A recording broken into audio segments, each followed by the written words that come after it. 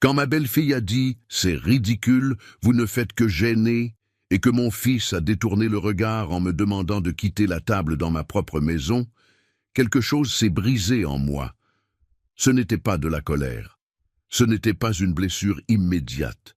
C'était une lucidité glaciale, cristalline, qui m'a fait comprendre que cet instant définirait le reste de ma vie. Parce qu'à ce moment précis, à mes 87 ans, moi, Henri-Louis Montreval, j'ai découvert qu'il me restait un dernier combat à mener. Et celui-là, je ne le perdrai pas. Je m'appelle Henri-Louis Montreval, 87 printemps au compteur, veuf depuis 6 ans, ancien chef de cuisine reconnu dans toute la Touraine. Ma maison, cette belle demeure bourgeoise du Vieux-Tour avec ses pierres de tuffeau et son jardin donnant sur la Loire, je l'ai achetée en 1973 avec l'argent que j'avais économisé sou par sou en travaillant 16 heures par jour. Marguerite, mon épouse, est partie en 2019, emportant avec elle la lumière de cette maison. Depuis, je vis ici avec mon fils unique Étienne et sa femme Marianne. Enfin, « avec » est un bien grand mot. Je dirais plutôt que je survis sous leur toit, sous mon propre toit en réalité. Ce dimanche de Pâques 2025, je m'étais levé à l'aube comme à mon habitude. Les vieilles habitudes ne meurent jamais vraiment. À 5 heures du matin, j'étais déjà dans la cuisine, cette pièce immense, avec ses casseroles en cuivre suspendues au plafond, ces plans de travail en marbre de Carrare que Marguerite avait tant désiré. J'avais décidé de préparer un gigot d'agneau de 7 heures, comme je le faisais autrefois pour les fêtes familiales. L'agneau venait de la ferme du Bois, à Saint-Avertin, ces éleveurs que je connais depuis 40 ans.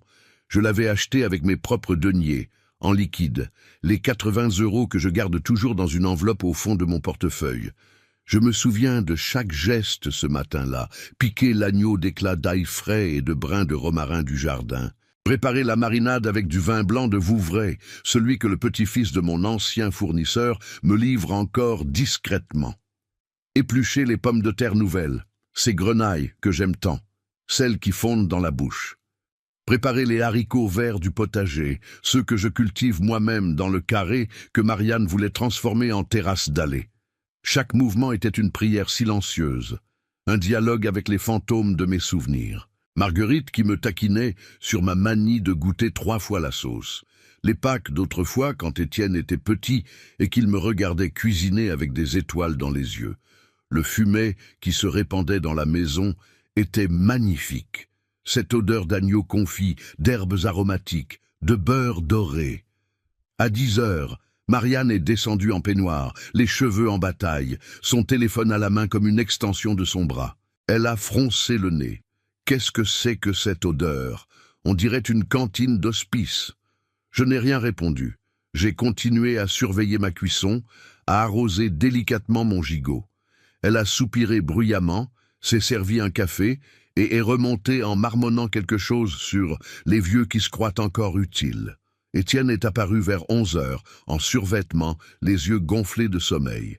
Il travaille dans l'informatique, développeur web freelance, ce qui signifie concrètement qu'il passe ses journées devant 3 écrans dans l'ancien bureau de sa mère, celui avec vue sur le jardin. « Bonjour papa, tu aurais pu me demander avant de faire tout ça. » Demander la permission de cuisiner dans ma propre cuisine. Voilà où nous en étions. « C'est Pâques, mon garçon. Je voulais faire plaisir. » Il a hoché la tête sans conviction et s'est éclipsé. À 13 heures, j'ai dressé la table de la salle à manger. La nappe en lin brodé que Marguerite avait reçue de sa grand-mère, les assiettes en porcelaine de Limoges, celles de notre service de mariage, les verres en cristal de Baccarat, héritage de mes parents. J'avais même sorti les couverts en argent massif, ceux que nous ne sortions que pour les grandes occasions. Je voulais que ce soit beau, digne, comme avant, comme quand Marguerite était là et que cette maison résonnait encore de rires et de conversations. J'ai apporté le gigot sur un plateau, accompagné de tous ces légumes dorés au beurre clarifié. La viande se détachait à la cuillère, exactement comme elle le devait après 7 heures de cuisson lente. Les grenailles étaient croustillantes à l'extérieur, fondantes à l'intérieur. Les haricots verts brillaient sous leur persillade. C'était un plat parfait. techniquement irréprochable. Le genre de plat qui m'avait valu mes étoiles au guide Michelin il y a 30 ans, quand je dirigeais encore le restaurant Le Faisan Doré, sur la place Plumereau. Marianne s'est assise en soupirant, consultant toujours son téléphone. 38 ans, ancienne attachée de presse dans une boîte de communication à Paris, aujourd'hui en reconversion professionnelle permanente, ce qui veut dire qu'elle ne travaille plus depuis 2 ans. Elle portait une robe griffée, probablement achetée avec l'argent du conjoint qu'elle partage avec mon fils. Étienne s'est installé en face d'elle, évitant mon regard comme il le fait depuis des mois maintenant. J'ai servi avec soin, disposant dans chaque assiette une belle tranche d'agneau rosé, quelques grenailles, une portion de haricots. Marianne a piqué du bout de sa fourchette, a porté un morceau à sa bouche. J'attendais, ce moment fragile où le cuisinier attend le verdict, même à 87 ans, même après une vie entière de fourneau. Elle a mâché lentement, puis elle a éclaté de rire. Pas un petit rire poli, un rire moqueur, presque méprisant. Mais c'est ridicule. C'est quoi ce truc? L'agneau est trop cuit, les pommes de terre baignent dans le gras. Franchement, Henri-Louis, vous ne faites que gêner dans cette cuisine. Vous n'êtes plus d'âge à jouer au grand chef. Le silence qui a suivi était assourdissant. J'ai cherché le regard de mon fils. Étienne fixait son assiette comme si elle contenait la réponse à toutes les questions de l'univers. Ses mâchoires se sont contractées. J'ai vu qu'il allait parler. Et pendant une fraction de seconde, j'ai espéré qu'il me défendrait, qu'il dirait à sa femme qu'elle dépassait les bornes, que c'était ma maison, mon agneau, mon dimanche de Pâques. Au lieu de cela, il a murmuré, sans me regarder, « Papa, peut-être que ce serait mieux si tu allais te reposer dans ta chambre. On finira le repas entre nous. » Me chasser, de ma propre table, dans ma propre maison. Le jour de Pâques. Je me suis levé avec une lenteur calculée. J'ai replié ma serviette, celle brodée à mes initiales HLM. J'ai repoussé ma chaise sans bruit. J'ai pris mon assiette, celle que je venais de remplir avec tant de soin, et je l'ai emportée vers la cuisine. Derrière moi, j'ai entendu Marianne ricaner. Enfin, un peu de tranquillité. Je ne comprends pas pourquoi il s'obstine à jouer au cuisinier. À son âge, il devrait être en maison de retraite, pas dans nos pattes. Nos pattes, dans ma maison. Celle que j'ai payée 450 000 francs en 1973, soit environ 170 000 € actuels, mais qui en vaut aujourd'hui près de 850 000, selon la dernière estimation du notaire. Cette maison de 400 mètres carrés, avec son jardin de 1000 mètres carrés, en plein centre de Tours. Je suis monté dans ma chambre, à l'étage, la plus petite, celle qui donnait autrefois sur la cour intérieure. Étienne et Marianne occupent la suite parentale avec dressing et salle de bain attenante, celle que Marguerite et moi avions aménagée avec tant d'amour. Je me suis assis sur mon lit étroit, mon assiette d'agneau devenue froide sur mes genoux, et j'ai mangé seul. L'agneau était parfait, 7 heures de cuisson exactement comme il fallait. La viande fondait, les épices étaient équilibrées, les légumes sublimés. Marianne n'y connaissait rien. Mais ce n'était pas le problème. Le problème, c'est que je venais de comprendre quelque chose de fondamental. Je n'étais plus qu'un fantôme dans ma propre vie. Laissez-moi vous raconter comment j'en suis arrivé là. Comment un homme qui a construit sa vie, pierre par pierre, qui a travaillé comme un forcené pendant 60 ans, qui a élevé son fils dans l'amour et le respect, en est venu à être chassé de sa propre table le jour de Pâques. Parce que cette histoire ne commence pas ce dimanche fatidique. Elle commence bien avant, des années avant, des décennies, peut-être. Je suis né en 1938, dans une famille modeste de Tours. Mon père était ouvrier aux manufactures de tabac, ma mère femme de ménage, chez les bourgeois du quartier Saint-Gatien. Nous vivions dans un petit appartement de 2 pièces, rue Colbert, au-dessus d'une épicerie qui sentait toujours le café torréfié et les haricots secs. J'étais l'aîné de 4 enfants. L'argent était rare, compté, économisé centime par centime. Mais nous mangions tous les jours, et surtout nous mangions bien. Ma mère, Odette, avait ce don incroyable de transformer 3 fois rien en festin. Une carcasse de poulet devenait un bouillon doré et nourrissant. Des légumes un peu fatigués du marché se métamorphosaient en ratatouille parfumée. Le pain rassis se réincarnait en pain perdu caramélisé qui nous faisait saliver. C'est elle qui m'a transmis cet amour de la cuisine. Pas la cuisine des grands restaurants, pas encore, mais la cuisine du cœur, celle qui nourrit l'âme autant que le corps. À 14 ans, en 1952, j'ai quitté l'école. Mon père venait de perdre son emploi. Les manufactures fermaient les unes après les autres. Il fallait que je rapporte de l'argent à la maison. Je me suis présenté dans tous les restaurants de Tours, cherchant une place de commis, de plongeur, n'importe quoi. C'est monsieur Gauthier, propriétaire du restaurant L'Escargot d'Or sur la place Plumereau, qui m'a donné ma chance. « Tu es bien maigre, petit, mais tu as l'air volontaire.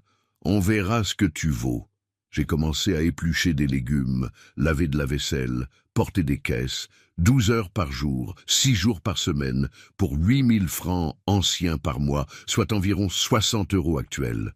Une misère, mais j'étais au paradis.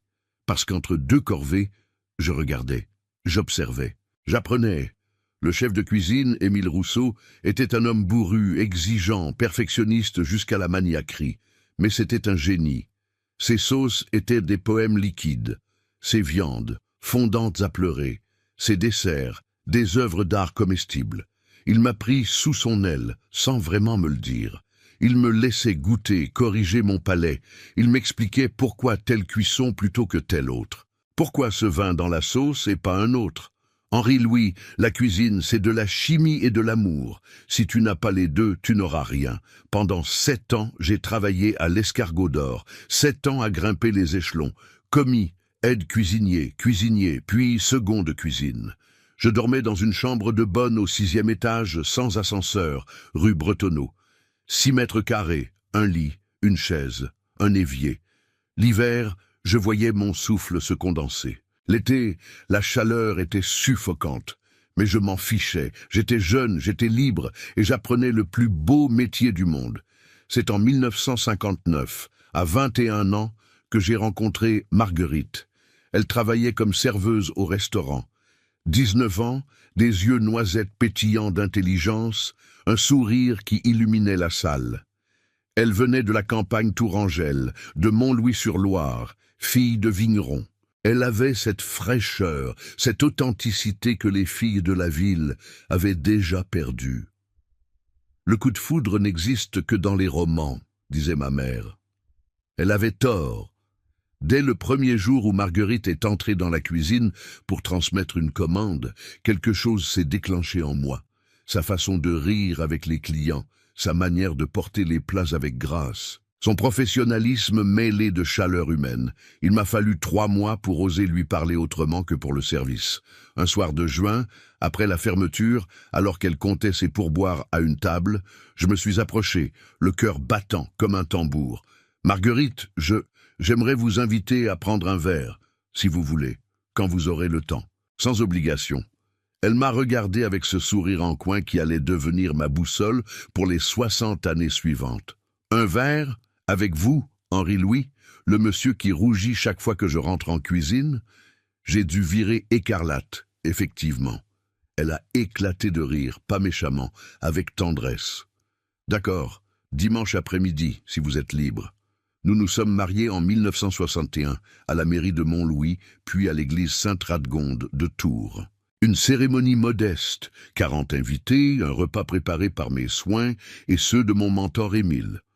Marguerite portait une robe simple en dentelle blanche, achetée d'occasion et retouchée par sa mère. Elle était la plus belle femme que j'avais jamais vue. Notre voyage de noces ? 2 jours à Amboise, dans une petite auberge que nous connaissions. Nous n'avions pas d'argent pour plus, mais nous avions l'essentiel, l'amour, l'espoir et des projets plein la tête. Pendant les premières années de notre mariage, nous avons vécu dans un 2 pièces rue Nationale, au-dessus d'une quincaillerie. Marguerite a continué à travailler au restaurant jusqu'en 1964, puis elle est tombée enceinte. Les médecins lui ont ordonné le repos. Nous avons survécu avec mon seul salaire qui avait augmenté.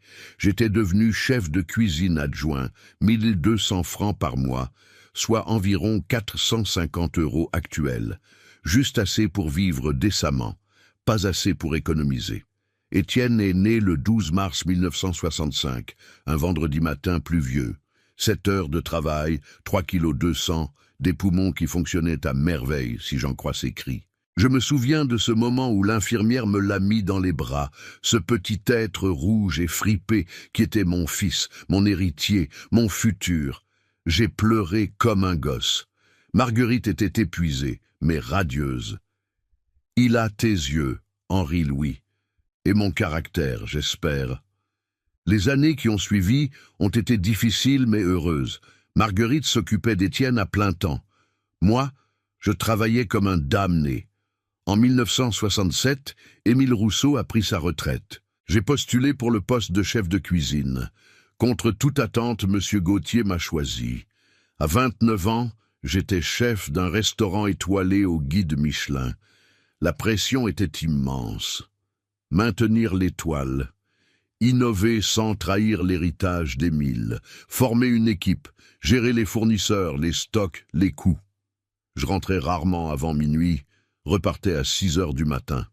Étienne grandissait sans vraiment me connaître. C'est Marguerite qui lui donnait le bain, qui lui racontait les histoires, qui soignait ses bobos, mais chaque centime que je gagnais, je le mettais de côté, dans une boîte à chaussures, d'abord, puis sur un livret d'épargne à la caisse d'épargne de Tours. Mon objectif était clair, un jour avoir mon propre restaurant, être mon propre patron, construire quelque chose de durable pour ma famille. En 1973, l'opportunité s'est présentée. Un local se libérait place Plumereau, en plein cœur du vieux Tours. 120 mètres carrés, cuisine professionnelle équipée, salle pour 50 couverts. Le propriétaire en demandait 180 000 francs, soit environ 68 000 € actuels. J'avais économisé 95 000 francs en 6 ans. La banque m'a prêté le reste après avoir étudié mon projet. Le Faisan Doré a ouvert ses portes en septembre 1973. Marguerite avait insisté pour le nom, en référence au faisan que chassait son père dans les bois de Montlouis. L'inauguration a été modeste. Quelques amis, des collègues, la famille. Étienne, 8 ans, courait partout en costume trop grand, fier comme Artaban de dire « Mon papa a un restaurant ». Les débuts ont été rudes. La concurrence était féroce à Tours. Il fallait se faire un nom, fidéliser une clientèle, obtenir des critiques favorables. Je travaillais 18 heures par jour, 7 jours sur 7. Marguerite gérait la salle, les réservations, la comptabilité. Nous dormions 4 ou 5 heures par nuit. Mais peu à peu, le bouche à oreille a fonctionné. Ma spécialité, les plats traditionnels tourangeaux, revisités avec une touche moderne, séduisait. Mon riz de veau aux morilles est devenu célèbre dans toute la région. Ma poularde en vessie aux truffes faisait venir des clients de Paris. Mon entremets aux poires bellangevines terminait les repas dans un soupir de bonheur.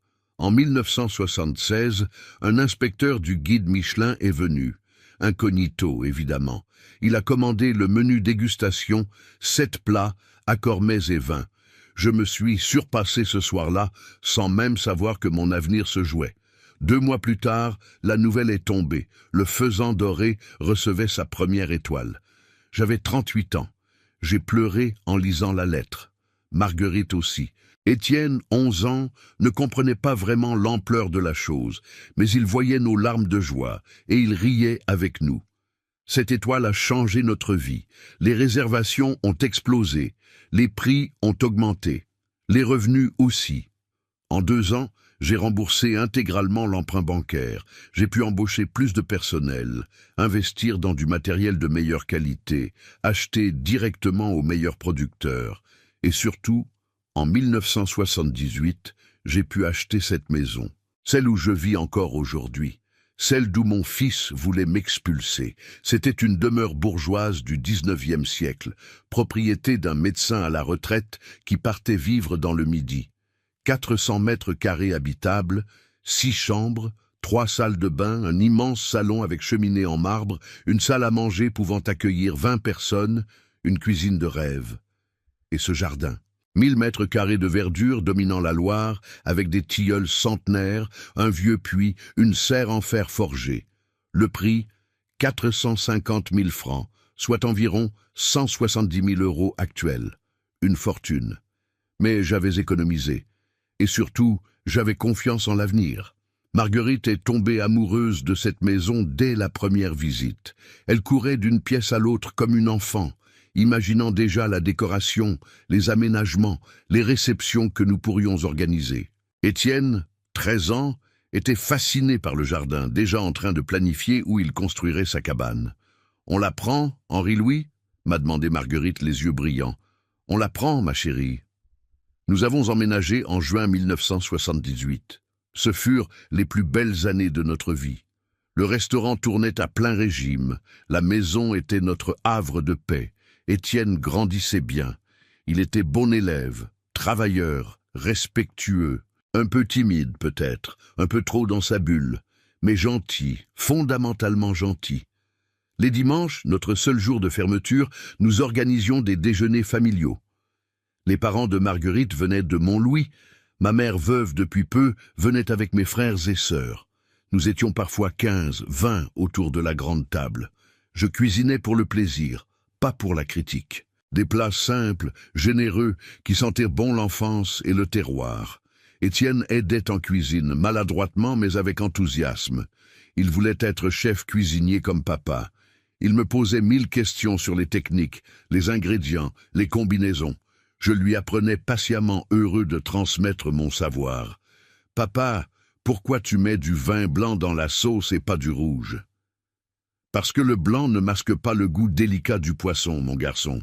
Le rouge serait trop puissant, il écraserait tout. » Il hochait la tête gravement, comme si je venais de lui révéler un secret d'État. En 1983, nouveau coup de tonnerre, le Faisan Doré décrochait sa 2e étoile Michelin. 2 étoiles, une consécration. J'étais au sommet de mon art, reconnu par mes pairs, respecté par la profession.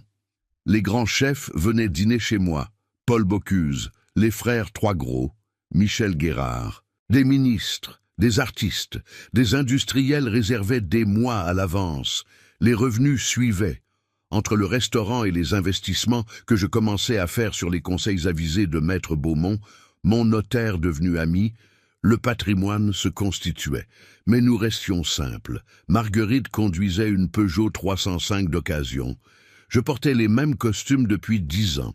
Nous partions en vacances à Oléron, dans un camping municipal. « À quoi bon l'argent si c'est pour perdre son âme ?» disait Marguerite. Elle avait raison, comme toujours. Étienne a grandi dans cet environnement d'excellence et d'humilité. Il a fait de brillantes études au lycée Descartes, obtenu son bac avec mention, intégré une classe préparatoire scientifique. Puis une école d'ingénieurs à Lyon, l'INSA. Nous étions si fiers. Il revenait à Tours pour les vacances, nous racontait ses projets, ses ambitions.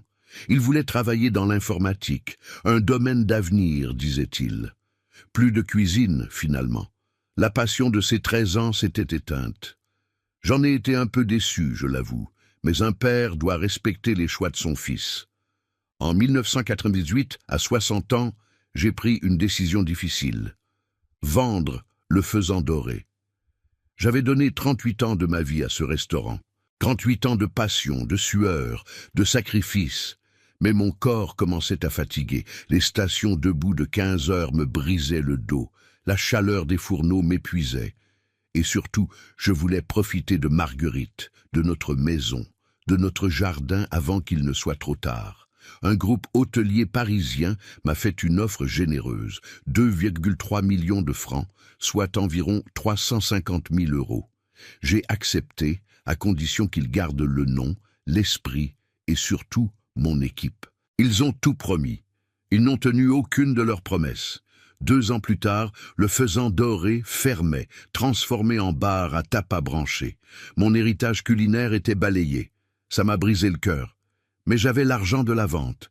Maître Beaumont m'a conseillé une partie en assurance vie, une partie en placement diversifié, une partie pour acheter 2 appartements dans le centre historique de Tours, rue du Commerce. Des biens qui prendraient de la valeur et me généreraient des revenus locatifs.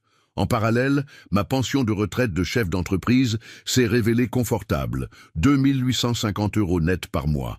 Ajouté aux 1 400 € de loyer, nous vivions avec 4 250 € mensuels. largement suffisant pour 2 personnes aux besoins modestes. Marguerite et moi avons vécu 15 années de bonheur tranquille. Nous jardinions ensemble. Je cuisinais pour le plaisir, testant de nouvelles recettes, invitant des amis. Nous voyagions un peu, la Toscane, l'Andalousie, la Provence. Rien d'extravagant, mais des moments précieux, gravés dans ma mémoire comme des diamants. Étienne venait nous voir régulièrement, tous les 15 jours environ. Il travaillait comme développeur web en freelance, vivait à Tours dans un appartement moderne du quartier des Deux Lions. Il semblait heureux, épanoui, indépendant. Il nous parlait de ses clients, de ses projets, de sa vie de célibataire endurci. « Je ne trouve pas la bonne, papa. Elles sont toutes trop matérialistes, trop superficielles. » Je souriais. « Tu trouveras, mon garçon. Le jour où tu ne chercheras plus, elle apparaîtra. » Et elle est apparue, effectivement. En 2017, Marianne Lescure, 35 ans, attachée de presse dans une agence de communication parisienne. Ils se sont rencontrés lors d'un salon professionnel à Paris. Étienne y participait pour présenter ses services de développement web.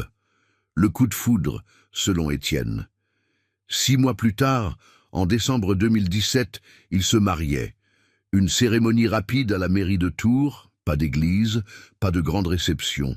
On veut quelque chose d'intime, avait expliqué Marianne avec un sourire que j'avais trouvé un peu forcé. 20 invités, un cocktail dans un salon privé d'un hôtel du centre-ville. 2 heures de célébration expédiées.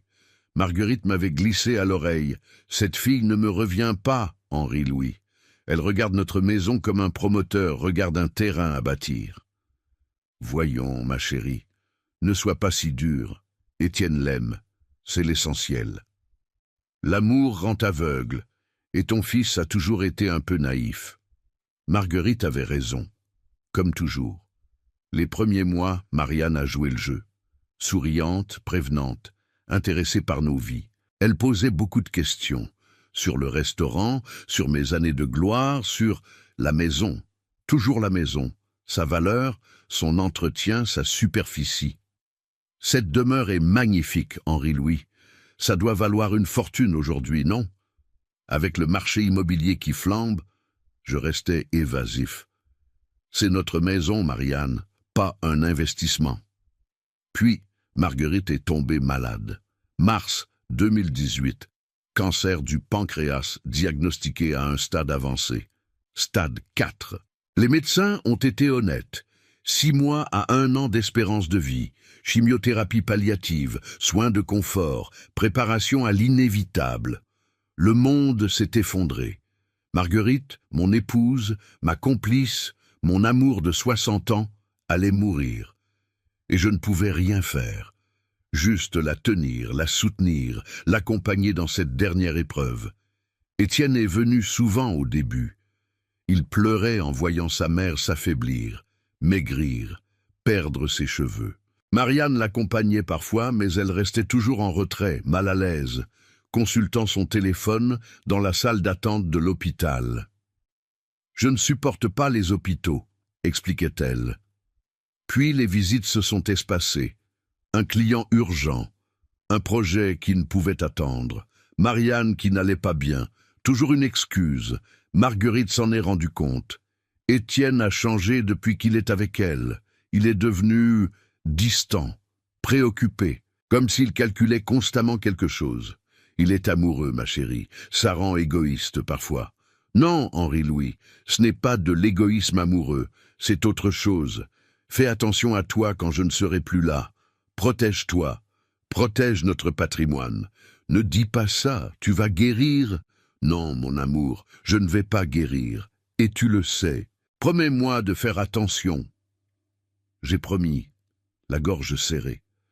Marguerite est morte un mardi d'octobre 2019, à 4 heures du matin, à l'hôpital Bretonneau de Tours.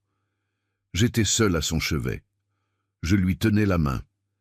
Elle a ouvert les yeux, une dernière fois, m'a souri faiblement et a murmuré « Merci pour tout, mon amour. Veille sur toi. » Puis plus rien. Le bip régulier du moniteur cardiaque est devenu un long sifflement continu. Les infirmières sont accourues. Gestes mécaniques, protocole, constatation du décès, condoléances professionnelles. J'ai appelé Étienne. Il est arrivé 2 heures plus tard sans Marianne. Elle ne supporte pas les hôpitaux, a-t-il répété. Il a pleuré en voyant le corps de sa mère, mais ses larmes m'ont semblé, attendues. Comme s'il jouait le rôle du fils affligé sans vraiment ressentir la perte. Les funérailles ont eu lieu au cimetière de la Salle, par un samedi pluvieux de novembre. 200 personnes sont venues. D'anciens clients du restaurant, des amis, la famille. Marianne était là, en robe noire Chanel, lunettes de soleil même sous la pluie, consultant discrètement son téléphone pendant l'homélie. Après l'enterrement, après le départ des derniers invités, Étienne m'a pris à part dans le salon funéraire. « Papa, tu ne peux pas rester seul dans cette grande maison. À ton âge, c'est dangereux. Et si tu tombes dans l'escalier? Et si tu as un malaise dans la nuit? Marianne et moi, on a réfléchi. On va venir s'installer avec toi. Comme ça, tu seras en sécurité. On pourra s'occuper de toi. » Sur le moment, j'ai été touché. Mon fils s'inquiétait pour moi. Il voulait me protéger, prendre soin de son vieux père. J'étais fragile, endeuillé, vulnérable. J'ai dit oui. Quelle erreur monumentale. Quelle naïveté criminelle. Ils ont emménagé 3 semaines plus tard, en novembre 2019. 2 camions de déménagement, des meubles design incompatibles avec le style classique de la maison, des cartons et des cartons d'affaires. Marianne a immédiatement pris possession de la suite parentale. C'est la plus grande chambre, Henri-Louis. Vous comprenez, Étienne et moi avons besoin d'espace. Vous serez très bien dans la chambre du fond, c'est plus calme, plus adapté pour vous reposer. La chambre du fond, celle que nous utilisions comme débarras. 12 mètres carrés, un lit simple, une armoire branlante. La chambre de bonne, en somme, j'ai protesté mollement, Marianne a insisté fermement. Étienne a détourné le regard, j'ai cédé, parce que j'étais encore en deuil, parce que je n'avais plus la force de me battre, parce que je voulais croire que c'était temporaire. Les premières semaines, tout semblait supportable. Marianne préparait parfois le dîner. Des plats industriels réchauffés, du riz Uncle Ben's, des nuggets de poulet surgelés. Rien à voir avec la vraie cuisine, mais au moins elle faisait un effort. Étienne s'occupait de quelques courses. Il me demandait ce dont j'avais besoin, achetait mes marques préférées. Il passait de temps en temps dans ma chambre pour prendre de mes nouvelles. Mais très vite, l'atmosphère a changé, subtilement d'abord, puis de plus en plus ouvertement. Un matin de décembre 2019, je suis descendu à 6 heures pour préparer mon café. Marianne était déjà dans la cuisine, en peignoir, l'air contrarié. « Henri-Louis, il faut qu'on parle. Vous faites beaucoup trop de bruit le matin. Les portes qui claquent, la machine à café qui gronde, vos pas dans l'escalier. Étienne travaille tard le soir. Il a besoin de dormir. Pourriez-vous être plus discret? Être discret, dans ma propre maison, pour ne pas déranger les gens qui vivaient chez moi gratuitement. Je vais faire attention, Marianne. Et puis, tant qu'on y est, cette habitude de cuisiner tous les jours, c'est vraiment nécessaire? Ça embaume toute la maison, ça nous donne faim, alors qu'on n'a pas toujours envie de manger vos plats lourds et gras. Mes plats lourds et gras, mes créations qui avaient reçu 2 étoiles Michelin. Je cuisine pour moi, Marianne. Vous n'êtes pas obligée de manger ce que je prépare. Justement, c'est un gaspillage. L'électricité du four, le gaz des plaques, l'eau pour la vaisselle. Tout ça coûte cher. Il faudrait penser à économiser. Économiser. Dans ma maison, payée depuis 30 ans. Avec mon argent, mes factures réglées avec ma pension. Février 2020. Marianne a débarqué un soir avec une liasse de documents et son sourire le plus mielleux. Henri-Louis, on a réfléchi avec Étienne. Pour simplifier la gestion de la maison, ce serait plus pratique que vous versiez votre pension sur un compte joint qu'on va créer tous les 3. Comme ça, on paie centralement toutes les charges, électricité, eau, gaz, taxes, nourriture, entretien. Et on vous donnera un peu d'argent de poche chaque semaine, disons 200 €, pour vos petites dépenses personnelles. Ce sera tellement plus simple. Plus besoin de vous embêter avec les factures, les virements, tout ça. On s'occupe de tout. de l'argent de poche, 200 € par semaine, quand ma pension était de 2850 € par mois et mes loyers de 1400 €, soit 4250 € mensuels dont il voulait me laisser 800 €. J'ai refusé, poliment mais fermement. Je vous remercie, Marianne, mais je préfère gérer mes comptes moi-même. J'ai toujours fait ça, je suis habitué. Son sourire s'est figé. Vous n'avez pas confiance en nous? Ce n'est pas une question de confiance, c'est une question d'autonomie. Votre autonomie, Henri-Louis, parlons-en. À votre âge, avec vos petits problèmes de mémoire, je n'ai aucun problème de mémoire. Vraiment, parce que la semaine dernière, vous avez oublié de fermer le gaz. Mensonge. Je n'oublie jamais de fermer le gaz. Jamais. 60 ans de métier, des réflexes ancrés dans la moelle. Étienne est intervenu, mal à l'aise. Papa, c'est vraiment plus pratique comme ça. Fais-nous confiance. Non, Étienne, c'est non.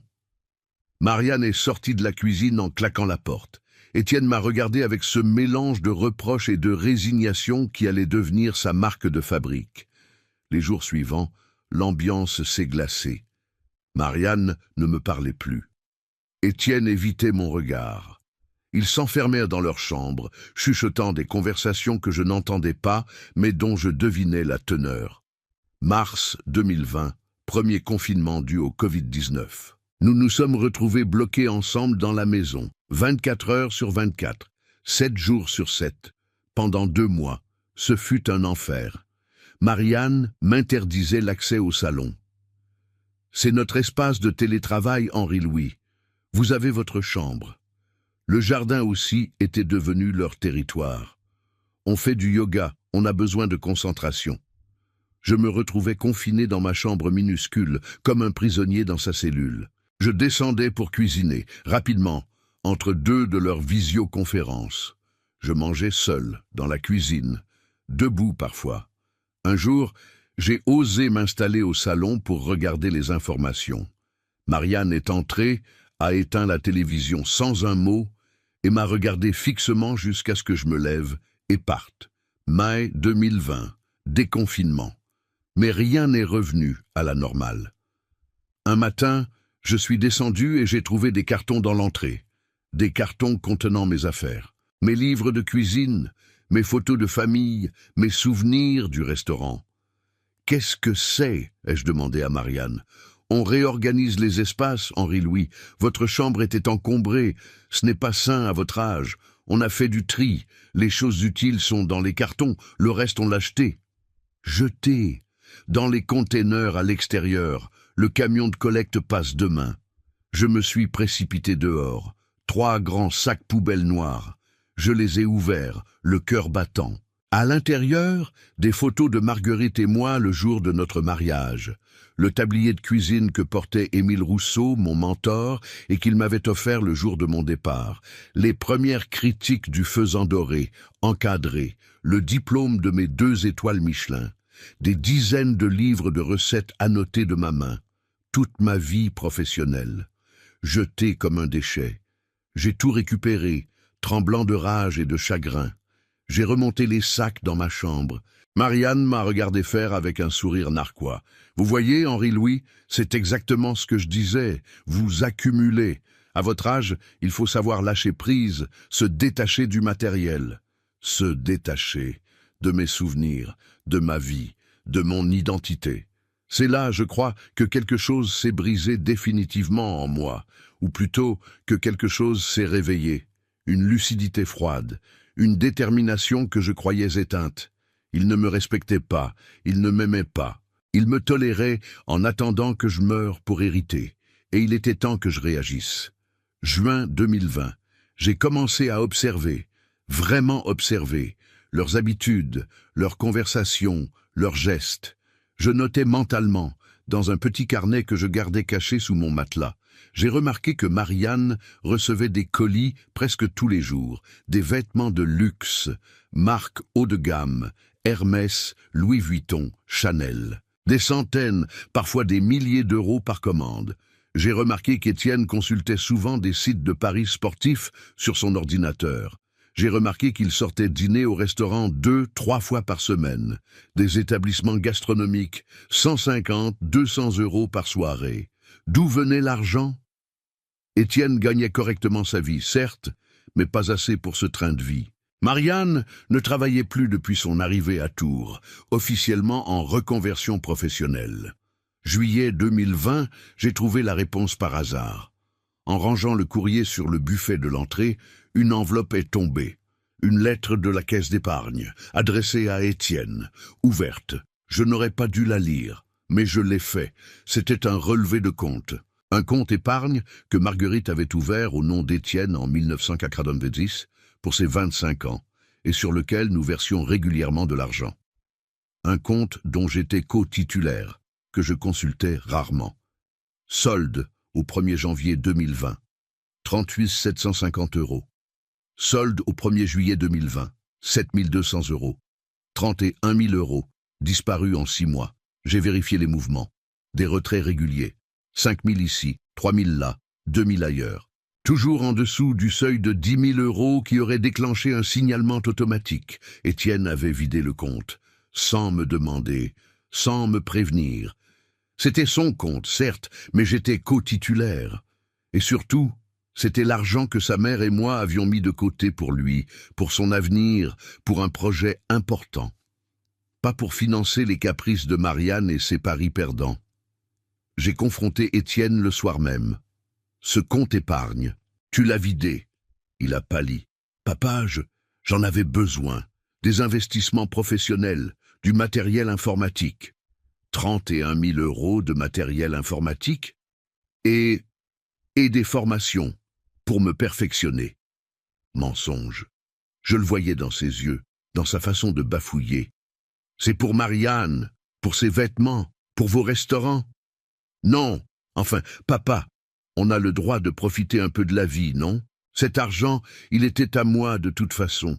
Cet argent était pour ton avenir, pour acheter un bien immobilier, créer ton entreprise, quelque chose de solide, pas pour le claquer en futilité. Mais futilité, comme tu dis, c'est ma vie. Et puis, soyons honnêtes, papa, tu as largement les moyens. Tu as cette maison qui vaut une fortune, tes appartements, ta pension confortable. Nous, on galère. C'est normal que tu nous aides. Que je les aide. En les logeant gratuitement dans ma maison de 850 000 €, en payant toutes les charges, la nourriture, l'entretien, pendant qu'ils claquaient des dizaines de milliers d'euros en superflu. Si tu galères tant que ça, Étienne, trouve un vrai emploi, un CDI, un salaire fixe. Le salariat, c'est l'esclavage moderne, papa. Tu ne peux pas comprendre, tu es d'une autre génération. L'esclavage moderne. Le garçon qui avait grandi dans le confort, qui n'avait jamais manqué de rien, qui avait fait les meilleures écoles, me parlait d'esclavage. Cette conversation n'a mené nulle part. Étienne s'est braqué. Marianne, qui avait écouté derrière la porte, est entrée en furie. Vous êtes égoïste, Henri-Louis. Vous gardez tout pour vous pendant que votre fils se bat pour survivre. Vous avez des millions qui dorment et vous refusez de l'aider. Des millions. Comment savait-elle? Je n'avais jamais parlé de l'ampleur de mon patrimoine à Étienne. Je n'ai pas de millions, Marianne. Menteur! On a vu les lettres de votre notaire. Cette maison vaut au moins 800 000 €. Vos appartements pareils, sans compter vos placements, vos assurances-vie. Ils avaient fouillé dans mes papiers, violé mon intimité, calculé mon patrimoine. Sortez de cette pièce, Marianne. Quoi?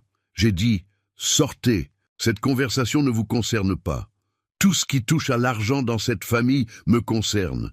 Je suis la femme de votre fils. Vous êtes une invitée dans ma maison et vous venez de dépasser les limites. Le silence qui a suivi était chargé d'électricité. Marianne me fixait, les poings serrés, le visage écarlate. Étienne regardait ailleurs, lâche comme toujours. Finalement, elle a craché « Un jour, vieux débris, cette maison sera à nous. Et ce jour-là, c'est vous qui dégagerez. » Elle est sortie en claquant la porte. Étienne l'a suivie sans un mot, sans un regard pour moi. Cette nuit-là, allongé sur mon lit étroit dans ma chambre minuscule, j'ai pris une décision. J'allais me protéger, juridiquement, financièrement, émotionnellement. Le lendemain matin, j'ai appelé Maître Beaumont, mon notaire. « Pierre, j'ai besoin de vous voir. Rapidement et discrètement. »« Bien sûr, Henri-Louis. Demain, 15 heures, à l'étude ? » ?»« Parfait. » Le rendez-vous a duré 3 heures. J'ai tout expliqué à Maître Beaumont. La situation, les abus, les menaces, les vols déguisés. Il m'a écouté attentivement, prenant des notes. « Henri-Louis, vous êtes dans une situation que je vois malheureusement de plus en plus souvent.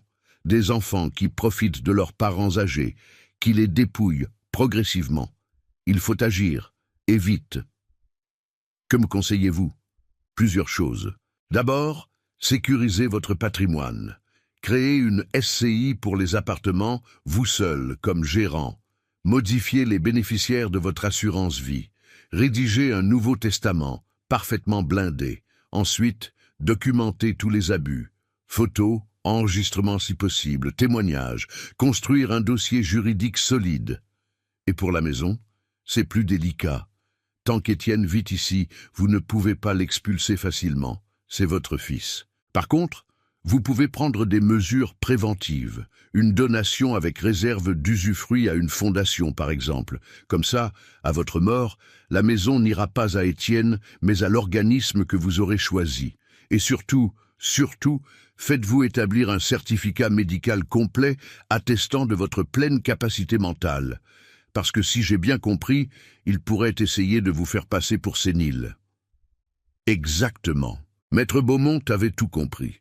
Nous avons passé les semaines suivantes à tout mettre en place, discrètement, méticuleusement.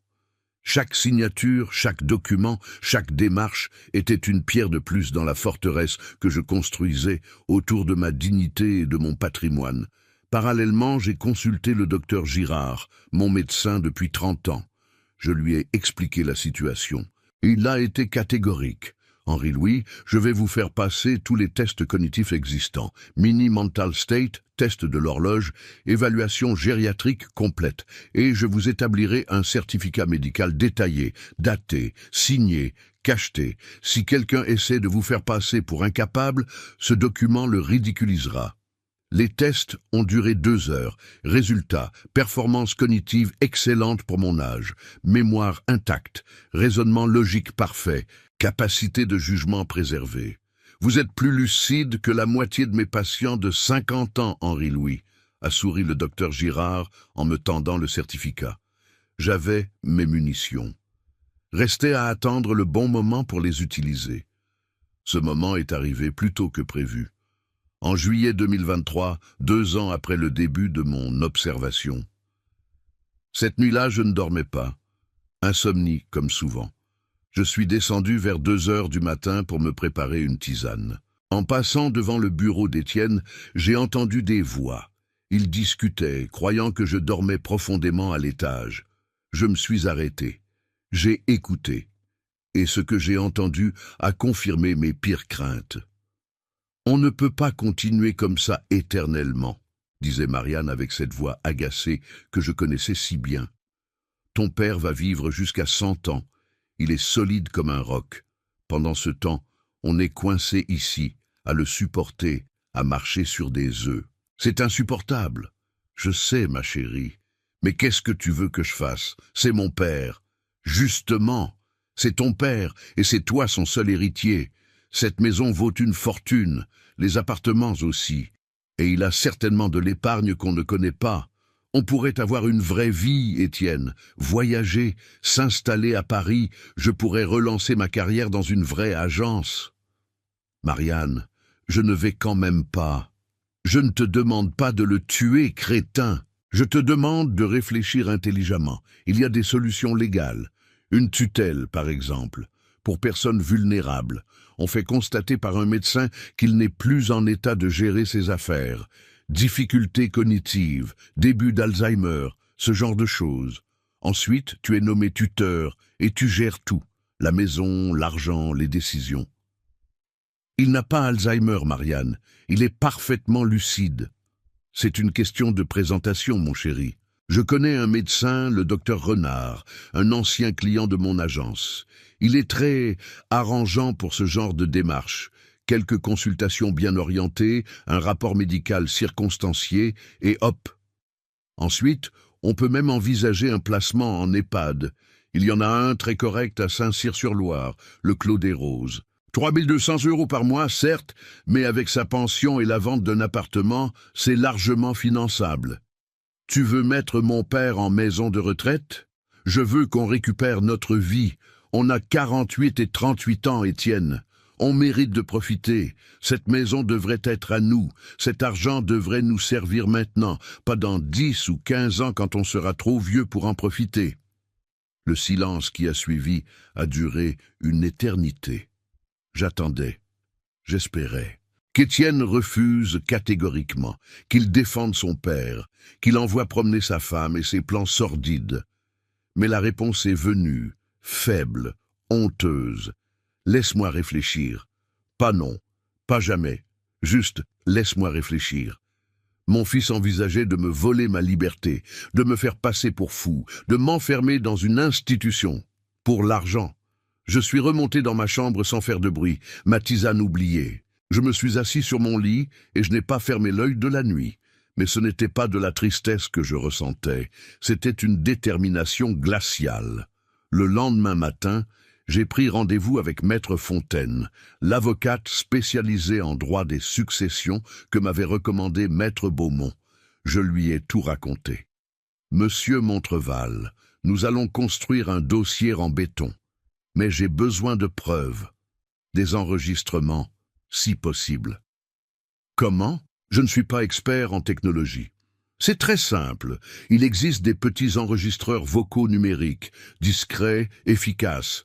Légalement, en France, vous avez le droit d'enregistrer une conversation à laquelle vous participez, même à l'insu des autres. Article 226.1 du Code pénal. Le jour même, avec l'aide de Philippe Mercier, mon ancien sous-chef devenu ami fidèle, j'ai acheté un petit enregistreur vocal.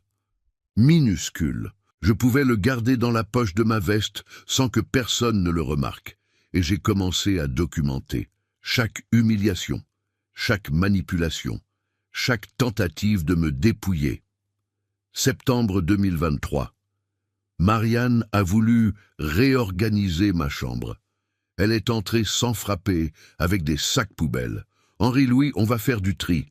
À votre âge, il faut simplifier, désencombrer. » Mon enregistreur tournait. « Marianne, ce sont mes affaires. J'aimerais que vous me laissiez gérer moi-même. Vous ne savez plus gérer, Henri-Louis. Regardez ce bazar, ces vieux livres inutiles, ces photos partout, ces souvenirs qui ne servent à rien. » Elle a commencé à jeter mes livres de cuisine dans un sac. Des éditions originales, des ouvrages annotés de ma main. « Arrêtez, s'il vous plaît. »« Non, Henri-Louis, c'est pour votre bien. » Étienne était là, dans l'encadrement de la porte. Il regardait sa femme vider ma vie sans dire un mot. « Étienne, tu la laisses faire ?» Il a haussé les épaules. « Papa, elle a raison. Tu gardes trop de choses, c'est pas sain. » Tout enregistré. Chaque mot, chaque silence complice. Novembre 2023. Ils ont organisé un dîner pour 8 personnes, des amis parisiens de Marianne. Elle m'a convoqué dans la cuisine, l'enregistreur dans ma poche. « Henri-Louis, samedi soir, on reçoit des amis. Ce serait bien que vous mangiez dans votre chambre. Nos invités ne vous connaissent pas et franchement, les conversations vont vous ennuyer. C'est mieux pour tout le monde. C'est ma maison, Marianne, je mangerai où je veux. » Votre maison. Vous plaisantez? Étienne et moi vivons ici, on paye les factures. Vous ne payez rien du tout. Toutes les charges sont sur mon compte. Parce que vous nous empêchez de contribuer. On a proposé 100 fois de participer. Mensonge total. Jamais il n'avait proposé quoi que ce soit. Le samedi soir, je suis resté dans ma chambre. J'ai entendu leur rire, leur conversation bruyante, le cliquetis de mes verres en cristal. Ils ont utilisé mon plus beau service, mes assiettes de Limoges, mes couverts en argent massif, sans me demander, sans me remercier. Le lendemain, en nettoyant, j'ai découvert qu'un verre était cassé, un baccarat qui valait au moins 200 €. Marianne, le verre en cristal est cassé. Ah oui, un accident, ça arrive. C'était un baccarat, de mon service de mariage. Henri-Louis, franchement, à votre âge, vous devriez relativiser. C'est juste un verre. On n'emporte rien dans la tombe. Juste un verre. Un morceau de mon histoire avec Marguerite, réduit à juste un verre. Décembre 2023. Marianne a commencé à parler ouvertement du docteur Renard. Henri-Louis, vous devriez consulter un gériatre. C'est important à votre âge. Le docteur Renard est excellent. Il s'occupe spécifiquement des personnes âgées. Je vous ai pris rendez-vous pour mardi prochain. Enregistreur allumé. Je n'ai pas besoin de gériatre, Marianne. J'ai mon médecin traitant. Le docteur Girard est gentil, mais il n'est pas spécialisé. Le docteur Renard fera un bilan complet. C'est important pour votre sécurité. Pour ma mise sous tutelle, oui. Je refuse. Vous refusez de prendre soin de votre santé? Étienne, tu entends ça? Étienne a soupiré. Papa, fais-le. Pour nous rassurer. Pour les rassurer. Ou pour leur fournir le certificat médical bidon dont ils avaient besoin. Finalement, j'ai accepté, sachant exactement ce qui se tramait. Le rendez-vous était fixé au 15 janvier 2024. Le docteur Renard était exactement ce que j'imaginais. Cabinet privé luxueux dans le quartier Gramont. 55 ans, costume 3 pièces, sourire professionnel un peu trop large. Mon enregistreur tournait dans ma poche. La consultation a duré 45 minutes. Des questions orientées, biaisées, conçues pour me faire dire que j'étais confus, perdu, incapable. Monsieur Montreval, quel jour sommes-nous? Mardi 15 janvier 2024. Et quel âge avez-vous? 86 ans. Vous vivez seul?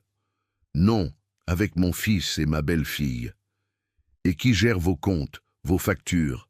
Moi-même. Vraiment? Vous êtes sûr? Parce que Madame Lescure m'a expliqué que vous aviez parfois des difficultés. Madame Lescure se trompe. Je gère mes affaires parfaitement. Il a pris des notes, l'air dubitatif. Vous arrive-t-il d'oublier des choses? De ne plus savoir où vous êtes? Jamais. Votre famille s'inquiète pour vous. Ma famille s'inquiète surtout pour mon patrimoine. Il a relevé les yeux, surpris. Que voulez-vous dire? Exactement ce que je dis, docteur. Je ne suis pas sénile. Je sais parfaitement ce qui se passe et je sais pourquoi je suis ici. Le reste de la consultation a été tendu. À la fin, il m'a serré la main avec un sourire crispé. Je vais faire un rapport complet pour votre famille, monsieur Montreval. Faites donc, docteur. Faites donc. 2 semaines plus tard, Marianne a reçu le rapport. Je n'en ai jamais vu le contenu officiel, mais j'imagine aisément. Monsieur Montreval présente des signes de confusion, de troubles de la mémoire, de difficultés à gérer ses affaires courantes. Un placement sous protection juridique serait souhaitable. Sauf que ce rapport n'avait aucune valeur face au certificat du docteur Girard, établi par mon médecin traitant de 30 ans, avec tests complets à l'appui. Mars 2024. Les choses se sont accélérées. Marianne a trouvé un prétexte pour fouiller mon bureau. Elle cherchait mes papiers, mes relevés bancaires, mes documents d'assurance vie. Elle ne les a pas trouvés, parce que tout était chez Maître Beaumont, en sécurité. Sa frustration était palpable. Avril 2024.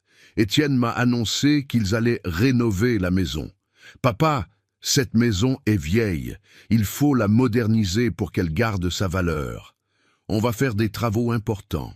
Réfection de la toiture, changement des fenêtres, rénovation de la cuisine et des salles de bain.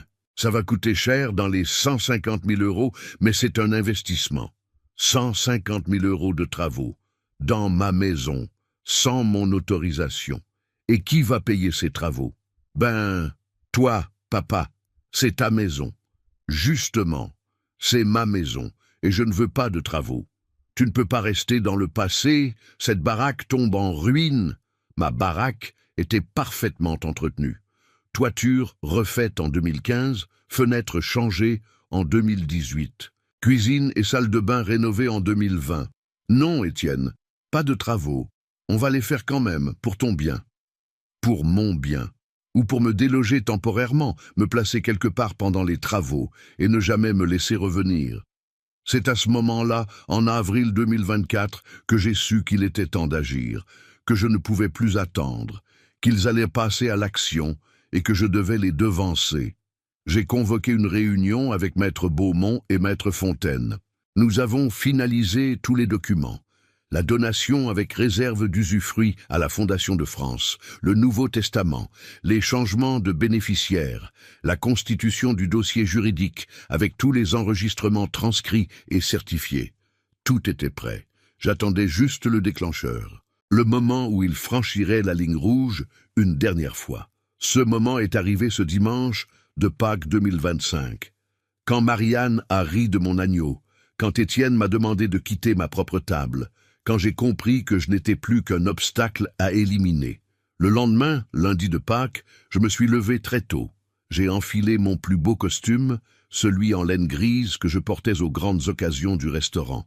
Je me suis fait raser chez le coiffeur. J'ai pris un taxi jusqu'à l'étude de maître Beaumont. « Pierre, on y va, aujourd'hui. » Il a souri. J'attendais ce moment, Henri-Louis. Tout est prêt. À 11 heures, tous les documents étaient signés. La donation était enregistrée, irréversible. La maison, les appartements, tout était protégé. À 14 heures, maître Dupuis, huissier de justice, s'est présenté aux 24 rues nationales. Étienne et Marianne étaient là, surpris par cette visite inattendue. « Monsieur Montreval, pourriez-vous confirmer votre identité complète ?» J'ai décliné mon état civil d'une voix claire et ferme.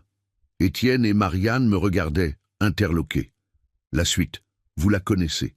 La notification de la donation, l'annonce de l'assignation en justice pour tentative d'escroquerie, la notification d'expulsion, leur visage, la stupéfaction, la rage, l'incrédulité. « Papa, qu'est-ce que tu as fait ?» Ce que j'aurais dû faire il y a longtemps, Étienne, me protéger de toi, de ta femme, de votre cupidité. Les semaines qui ont suivi ont été tendues, mais libératrices. Marianne ne m'adressait plus la parole, ce qui était un soulagement. Étienne oscillait entre la colère froide et les tentatives pathétiques de réconciliation. Ils ont essayé de faire annuler la donation. Leur avocat a plaidé l'influence indue, la captation d'héritage, la donation déguisée. Maître Beaumont les a pulvérisés avec les certificats médicaux, les enregistrements, les témoignages. Le juge a été cinglant dans sa décision, rendue en mai 2025. Il apparaît clairement que M. Henri-Louis Montreval, loin d'être une personne vulnérable manipulée, a fait preuve d'une lucidité et d'une anticipation remarquables face aux manœuvres frauduleuses de son fils et de sa belle-fille. La donation contestée est parfaitement valide et répond à une volonté clairement exprimée de protéger son patrimoine contre des héritiers indignes. Demande rejetée. Le procès pénal a eu lieu en septembre 2025. La salle d'audience était pleine. J'ai témoigné calmement, factuellement. Les enregistrements ont été diffusés. Entendre la voix de Marianne, planifier ma mise sous tutelle, entendre Étienne acquiescer a créé un malaise palpable. Le procureur a été impitoyable dans son réquisitoire. Ce que nous voyons ici, mesdames et messieurs, c'est la pire forme de trahison familiale. Des enfants qui, non contents de vivre gratuitement chez leurs parents âgés, planifient méthodiquement de le déposséder de sa liberté et de ses biens. L'usage d'un médecin complaisant, la falsification de certificats médicaux, la recherche d'un établissement pour l'y placer contre son gré, tout cela dans l'unique but de s'enrichir. Heureusement, M. Montreval a eu la présence d'esprit, le courage et les ressources pour se protéger. Je requiers 8 mois de prison avec sursis et 5 000 € d'amende pour M. Montreval fils, 1 an avec sursis et 8 000 € d'amende pour Mme Lescure, ainsi qu'une interdiction de contact pendant 5 ans. Le verdict est tombé en octobre 2025, conforme aux réquisitions. Étienne et Marianne ont fait appel. La Cour d'appel d'Orléans a confirmé le jugement en janvier 2026, aggravant même légèrement les peines et les dommages et intérêts. Ils ont quitté la maison fin novembre 2025. Je les ai regardés charger leurs affaires dans un camion de déménagement. Étienne a eu un dernier regard vers moi, un mélange de honte, de rage, de regret peut-être. Je n'ai rien dit. Qu'aurais-je pu dire ? Bonne chance ? Prends soin de toi. Ce serait hypocrite. Il est monté dans le camion. Marianne n'a même pas regardé dans ma direction. Et ils sont partis. La porte s'est refermée sur 48 ans de relation père-fils, sur 60 ans d'espoir et de sacrifice, sur tout ce que j'avais construit pour lui et qu'il avait gâché par cupidité. Aujourd'hui, en ce 19 janvier 2026, je vis seul dans ma maison. Enfin, pas totalement seul. Philippe Mercier, mon ancien sous-chef, vient déjeuner avec moi 2 fois par semaine. Nous cuisinons ensemble, comme au bon vieux temps du faisan doré. Nous parlons de cuisine, de technique, de souvenirs. Il a 80 ans, moi 87.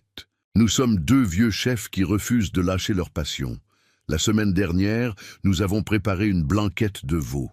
La vraie à l'ancienne, avec le bouillon préparé la veille, les légumes coupés au bon calibre, la sauce liée au jaune d'œuf et à la crème. 4 heures de travail. Pour 2 personnes, un délice absolu. Maître Beaumont passe prendre le café de temps en temps. Il me raconte les derniers potins juridiques de Tours, me tient au courant de la gestion de ma SCI, me conseille sur les placements. Le docteur Girard me rend visite régulièrement, plus en ami qu'en médecin. Nous jouons aux échecs. Il perd souvent. Il prétend que c'est exprès pour me faire plaisir. Je sais que c'est faux, et ça me ravit. J'ai réorganisé ma vie selon mes désirs, mes besoins, mon rythme. Je dors dans la suite parentale, celle que Marguerite et moi avions aménagée. J'ai remis nos photos partout. Son parfum est encore dans l'armoire. Je le respire parfois, fermant les yeux, me souvenant. Le jardin est redevenu mon sanctuaire.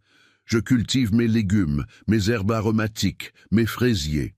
Chaque matin, je prends mon café sur la terrasse, regardant la Loire couler tranquillement. C'est simple, c'est paisible, c'est suffisant. Ma maison restera à mon nom en usufruit jusqu'à ma mort. Ensuite, elle ira à la Fondation de France, section aide aux personnes âgées démunies. Elle servira, j'espère, à aider d'autres vieux à ne pas subir ce que j'ai subi, à garder leur dignité, leur liberté, leur maison, mes appartements aussi. Mon assurance vie et mes placements sont répartis. Et 40% à la Fondation de France, 30% à l'Association des chefs cuisiniers retraités que j'ai découverte et qui fait un travail formidable, 20% au service de soins palliatifs de l'hôpital Bretonneau qui s'est si bien occupé de Marguerite, et 10% à Philippe, mon fidèle ami. Étienne aura sa réserve héréditaire comme le prévoit la loi française, environ 15 000 € selon les calculs de Maître Beaumont. De quoi payer ses dettes de jeu peut-être. Rien de plus. Est-ce que j'ai des regrets? Oui, des tonnes. Je regrette de ne pas avoir vu plus tôt qui était vraiment devenu mon fils, de m'être aveuglé pendant des années sur sa faiblesse de caractère, sa lâcheté, sa cupidité. Je regrette de lui avoir tout donné, sans jamais rien exiger en retour. L'amour inconditionnel, peut-être, ce n'est pas toujours la meilleure éducation. Je regrette que Marguerite soit partie avant de voir tout ça. Ou au contraire, je suis soulagé qu'elle soit partie sans voir ça. Elle en serait morte de chagrin. La nuit, parfois, je pense à ce petit garçon qui courait dans le jardin, qui me montrait fièrement ses dessins d'école, qui voulait être chef cuisinier comme papa, et je me demande où j'ai échoué. À quel moment le chemin s'est-il tordu? Quelle erreur ai-je commise dans son éducation? Trop d'amour, trop de facilité, pas assez de limites, pas assez de non? Je ne sais pas. Je ne saurai jamais. Mais alors je me souviens du rire de Marianne, du regard détourné d'Étienne, des mots « vous ne faites que gêner ».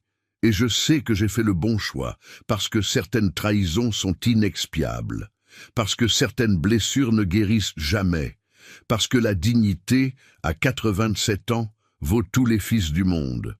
Il y a 3 semaines, j'ai reçu une lettre d'Étienne, une longue lettre manuscrite, 6 pages d'écriture serrée. Il s'excusait. Il disait qu'il avait tout gâché, qu'il s'était laissé manipuler par Marianne, qu'il regrettait, qu'il voulait me revoir, reconstruire notre relation, qu'il avait divorcé, que Marianne était partie vivre à Paris avec un homme plus riche, un investisseur qu'elle avait rencontré durant le procès. Papa, je sais que je ne mérite pas ton pardon, Mais je voudrais au moins te parler, t'expliquer, te dire que je t'aime, même si je l'ai montré de la pire façon qui soit. Tu es mon père, je suis ton fils. Ça ne peut pas se terminer comme ça. J'ai lu cette lettre 3 fois, puis je l'ai posée sur la table de la cuisine, à côté de la photo de Marguerite prise dans ce même jardin il y a 30 ans. Elle souriait, heureuse, insouciante, aimée. « Qu'est-ce que tu en penses, ma chérie ?» ai-je murmuré à la photo. Le silence de la maison m'a répondu. J'ai pris la lettre. Je l'ai rangée dans un tiroir, sans y répondre. Pas par cruauté, pas par vengeance, simplement parce que je ne sais pas quoi dire. Le pardon, c'est beau en théorie, c'est noble, généreux, libérateur. Mais certaines trahisons creusent des gouffres qu'aucun pont ne peut franchir. Peut-être qu'un jour, je répondrai à cette lettre. Peut-être que je proposerai un café, une conversation, une tentative de compréhension. Peut-être, mais pas aujourd'hui, pas maintenant. Aujourd'hui, je choisis la paix, la sérénité, la dignité reconquise. Je choisis mes matins tranquilles, avec vue sur la Loire, mes déjeuners avec Philippe, mes échecs avec le docteur Girard, mon jardin qui renaît à chaque printemps. Je choisis de vivre mes dernières années pour moi, sans peur, sans humiliation, sans avoir à quêter du respect dans ma propre maison. Parce que j'ai 87 ans et que j'ai enfin compris quelque chose de fondamental. On n'est jamais trop vieux pour se battre pour sa dignité. On n'est jamais trop vieux pour dire non. On n'est jamais trop vieux pour recommencer. Ce dimanche de Pâques 2025, quand j'ai été chassé de ma propre table, j'ai cru toucher le fond de l'humiliation. En réalité, c'était le début de ma libération. Parce qu'en acceptant cette humiliation en silence, j'ai pu voir la vérité en face. Et en voyant la vérité, j'ai pu agir. Mon gigot d'agneau était parfait ce jour-là. 7 heures de cuisson exactement comme il fallait. La viande fondait. Les épices étaient équilibrées. Les légumes sublimés. Marianne n'y connaissait rien. Mais ce n'était pas le problème. Le problème, c'était le mépris, l'arrogance, la certitude qu'un vieil homme de 87 ans ne pouvait plus se défendre. Ils se sont trompés. Et maintenant, ils le savent. Hier, j'ai préparé un nouveau gigot d'agneau, pour Philippe et moi. 7 heures de cuisson. Parfait. Nous l'avons savouré avec un Chinon 2015, en parlant de l'ancien temps, en riant de nos souvenirs de brigade. C'était délicieux, c'était joyeux, c'était libre. Et ce soir, en me couchant dans mon lit, dans ma chambre, dans ma maison, je me suis dit quelque chose que je n'avais pas ressenti depuis des années. Je suis heureux. Pas d'un bonheur éclatant, non. D'un bonheur tranquille. Celui d'un homme qui a livré son dernier combat et qui l'a gagné. Celui d'un père qui a perdu son fils, mais qui a retrouvé sa dignité. Et entre les deux, je sais ce que j'ai choisi. Je sais ce qui compte vraiment. Voilà mon histoire. L'histoire d'un vieil homme qu'on croyait fini, diminué, exploitable, et qui a prouvé qu'à 87 ans, on peut encore avoir de la ressource, de la volonté, et surtout le dernier mot. Si cette histoire vous a touché, si vous avez un parent âgé autour de vous, prenez le temps de l'écouter vraiment, de le respecter, pas pour son argent, pas pour son héritage futur, mais pour ce qu'il est, pour ce qu'il a accompli, pour l'amour qu'il vous a donné. Parce que le jour où vous réalisez que vous l'avez perdu, il est souvent trop tard. Et contrairement à un plat manqué, une relation familiale brisée ne se refait pas. Moi, Henri-Louis Montreval, ancien chef doublement étoilé au guide Michelin, veuf aimant, père trahi, j'ai fait mon choix. J'ai choisi la dignité plutôt que l'humiliation, la justice plutôt que la résignation, la solitude paisible plutôt que la compagnie toxique. Et chaque matin, quand je me réveille dans ma chambre, dans ma maison, libre et respecté, je me dis que j'ai bien fait. Même si mon gigot de Pâques n'a jamais été apprécié à sa juste valeur par ceux qui auraient dû. Parce qu'au final, ce n'était pas le gigot qui comptait, c'était le respect, la dignité, l'amour véritable. Et ça, aucune étoile Michelin, aucun patrimoine, aucun héritage ne peut le remplacer. Vous avez aimé cette histoire de dignité retrouvée et de justice familiale. N'oubliez pas de liker cette vidéo, de la partager avec vos proches et de vous abonner à la chaîne Histoire de Père pour plus de récits authentiques et émouvants. Dites-moi dans les commentaires, pensez-vous qu'Henri Louis a eu raison d'aller jusqu'au bout? De quelle ville de France nous écoutez-vous? Avez-vous vécu une situation similaire dans votre famille? Et souvenez-vous, le respect n'a pas d'âge et la dignité n'a pas de prix. Une famille qui ne vous aime que pour votre argent n'est pas une vraie famille. Prenez soin de vos aînés, écoutez-les, respectez-les, pas pour ce qu'ils possèdent, mais pour ce qu'ils sont. À très bientôt pour une nouvelle histoire, et d'ici là, prenez soin de vous et de ceux que vous aimez vraiment. Un grand merci de votre fidélité et n'oubliez pas, la meilleure revanche, c'est celle qui se prépare avec soin, patience et lucidité, comme un bon plat, comme un gigot de 7 heures. À bientôt.